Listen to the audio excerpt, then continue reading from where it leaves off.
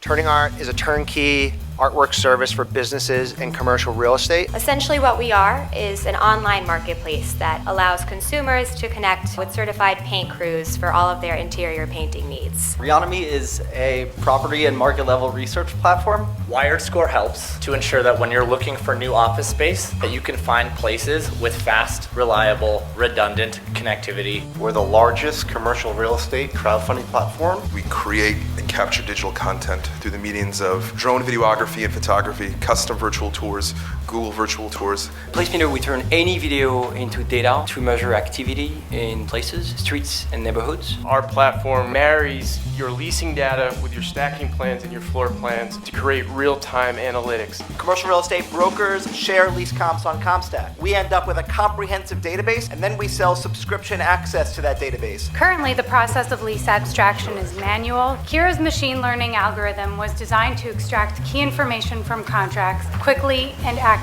We created a paint that goes on any smooth surface you want, and it turns it into a high-performance dry erase writing surface. The idea with Real Connects is more deals much faster and at a fraction of the time. Imagine a future where buying a share of a building will be as simple as trading a stock over the internet. That's what we're here to change.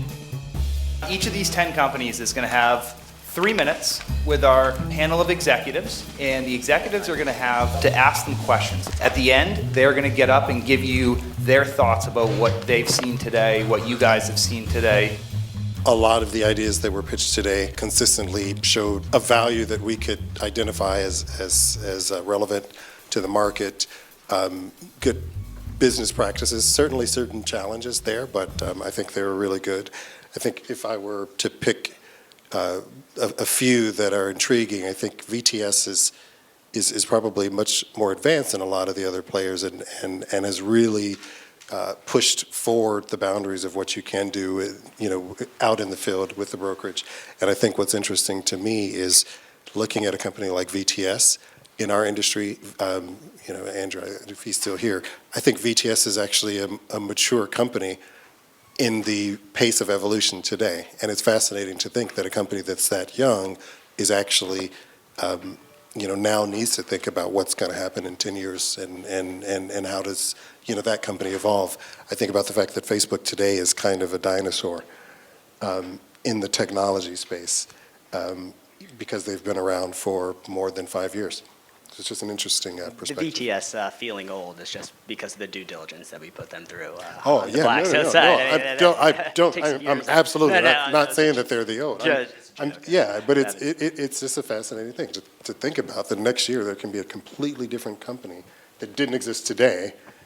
That's absolutely. I agree with you 100%. I think that it's to see the change in some of these companies, and just whenever I first started getting interested in real estate tech, it's seeing the platforms evolve has been mind-blowing. And seeing them, basically every single rollout of their new platform is completely different. It includes, this is just broad terms across, the spectrum of companies, whether that's CompStack, whether that's VTS, and just to see their immediate reaction to the market sentiment, knowing their clients, knowing what they want, and immediately implementing it is truly amazing. And just like on the 10 companies that were up here before, I think that we did see a wide range, just as you said, about some that are much further along in the cycle than others. But yeah.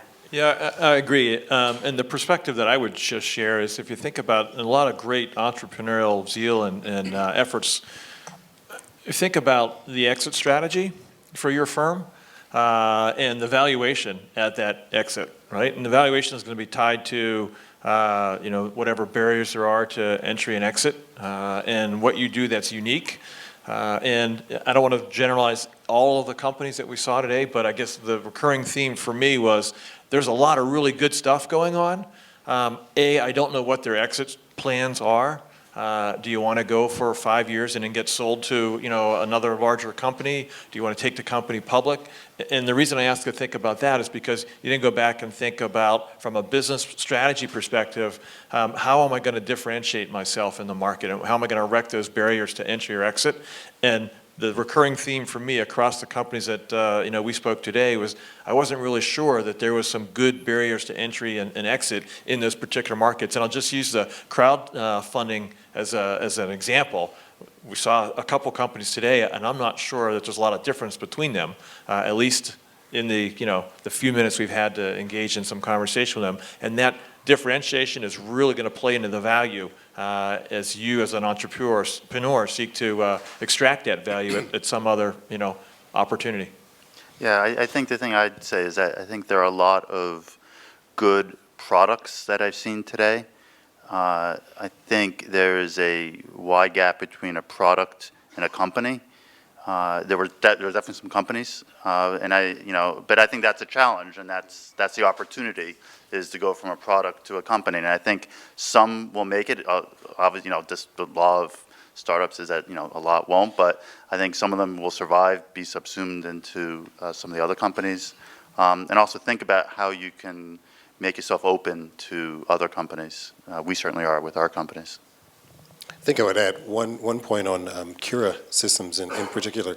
One thing that's interesting to me is the evolution of our industry and the interest in disruption in real estate is actually now expanding outside of real estate. So many of the companies that I've seen over the last couple of years, or over the last year, I should say, are former brokers, former real estate professionals that have seen a need and created something. And unless I'm mistaken, it sounds like CRE was in a different world and found a way to apply that to our industry, which to me is, I would say, a testament that there is interest in our industry, and I hope that happens more. So I'd hope that next year we would see more people coming from outside of real estate and bringing innovation to real estate, as well as those people within real estate continuing to drive innovation.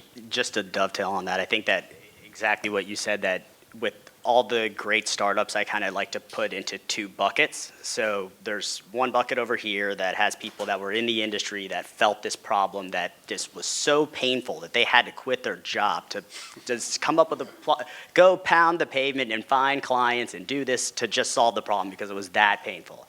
And there's a lot of really great companies out there, and we saw a lot of them present today and so on. But then there's this other box where they're solving a problem that you didn't know that you had until they showed you that you don't want to go hail your own cab. And those are generally a lot more capital intensive. They take a lot longer to develop, but those exits are huge. So I think it gets really exciting whenever you start to see people come in that didn't feel the pain from the industry, and are solving a problem that really you never really knew you had.